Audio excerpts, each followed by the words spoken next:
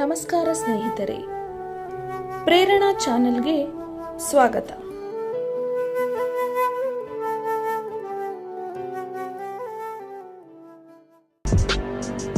ಈ ಪುರಾಣದ ಪ್ರತಿ ಕಥೆಗಳ ಹಿಂದೆ ನಮ್ಮ ಪೂರ್ವಜರು ಹೇಳಬಯಸಿದ ಸತ್ಯವನ್ನು ತಿಳಿಯುವ ಪ್ರಯತ್ನ ಮಾಡಿ. ಗಣೇಶ ಅಥರ್ವ ಶೀರ್ಷದಲ್ಲಿ ಗಣೇಶನನ್ನು ನಮ್ಮ ದೇಹದೊಳಗಿರುವ ಕುಂಡಲಿನಿ ಶಕ್ತಿ ಎಂದು ಕರೆಯುತ್ತಾರೆ. ಆದರೆ ಇದೇ ಶಾಕ್ತ ಪರಂಪರೆಯಲ್ಲಿ ಇದು ದೇವಿಯ ಶಕ್ತಿ.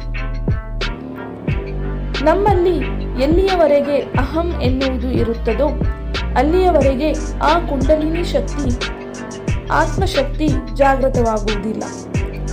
ಏಕೆಂದರೆ ಇದು ಒಂದು ರೀತಿ ನಮ್ಮ ಶರೀರವನ್ನು ಅಂದರೆ ಶಿವತತ್ವವನ್ನು ಶಕ್ತಿ ತತ್ವದೊಂದಿಗೆ ಅಂದರೆ ಕುಂಡಲಿನಿ ಜಾಗೃತವಾಗಲು ಅಥವಾ ಭೇಟಿಯಾಗಲು ಬಿಡುವುದಿಲ್ಲ.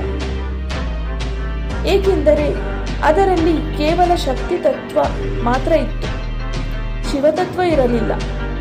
ಶಕ್ತಿ ತತ್ವವನ್ನು ನಿಯಂತ್ರಿಸುವುದು ಅಥವಾ ಧರಿಸುವುದು ಶಿವನಿಂದ ಹೊರತು ಬೇರೆ ಯಾರಿಗೂ ಅಸಾಧ್ಯವಾದ ಮಾತು.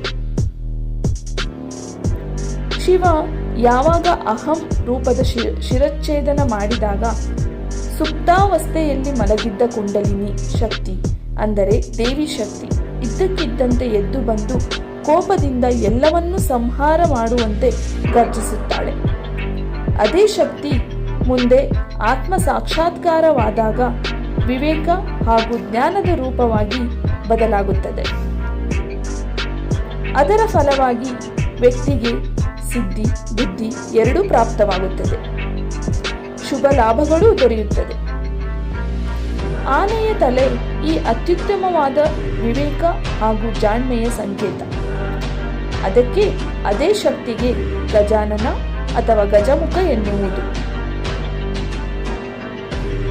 ನಮ್ಮ ಋಷಿಮುನಿಗಳು ಧ್ಯಾನಸ್ಥರಾಗಿ ಆಧ್ಯಾತ್ಮಿಕ ಸತ್ಯಗಳನ್ನು ಶೋಧಿಸಿದಾಗ ನಮ್ಮ ಬ್ರಹ್ಮಾಂಡದ ಆಕಾರ ಸುರುಳಿಸುತ್ತಿದ್ದ ಸೊಂಡಲಿನ ಆಕಾರ ಆನೆಯ ರೂಪದಲ್ಲಿ ಕಾಣಿಸಿತು. ಅದಕ್ಕೆ ಆ ಬ್ರಹ್ಮಾಂಡದ ಶಕ್ತಿಯನ್ನು ಗಜಮುಖ ಎಂದು ಕರೆದರು. ಏಕದಂತ ಎಂದರೆ ಒಂದು ಇದ್ದ ಅಂದರೆ ಶಿವಶಕ್ತಿಯನ್ನು ಚಲಿಸುವಂತೆ ಮಾಡಿದ ಶಕ್ತಿ. ಬಿಗ್ ಬ್ಯಾಂಗ್ ಥಿಯರಿಯ ಪ್ರಕಾರ ಈ ಬ್ರಹ್ಮಾಂಡದ ಸೃಷ್ಟಿಯ ಸಮಯದಲ್ಲಿ ಒಂದೇ ಇದ್ದ ಶಕ್ತಿ ಒಡೆದು ಎರಡಾಯಿತು. ಅದರ ಮಧ್ಯ ಗೋಚರಿಸಿದ ಕೆಂಬಣ್ಣದ ಧೂಮ ಆಕಾಶದಲ್ಲಿ ಸೃಷ್ಟಿಯಾಯಿತು. ಅದಕ್ಕೆ ಗಣಪತಿಗೆ ರಕ್ತವರ್ಣ ಎನ್ನುವುದು. ಪಾರ್ವತಿಯ ಮೈಯ ಮಣ್ಣಿಂದ ಹುಟ್ಟಿದ ಎನ್ನುವುದರ ಮೂಲ ಅರ್ಥ ಅದೇ ಮೂಲ ಶಕ್ತಿಯಿಂದ ಈ ಬ್ರಹ್ಮಾಂಡದ ಜನನವಾಯಿತು. ಅದೇ ಬ್ರಹ್ಮಾಂಡ ದೊಡ್ಡದಾಗುತ್ತಾ ಬಂದು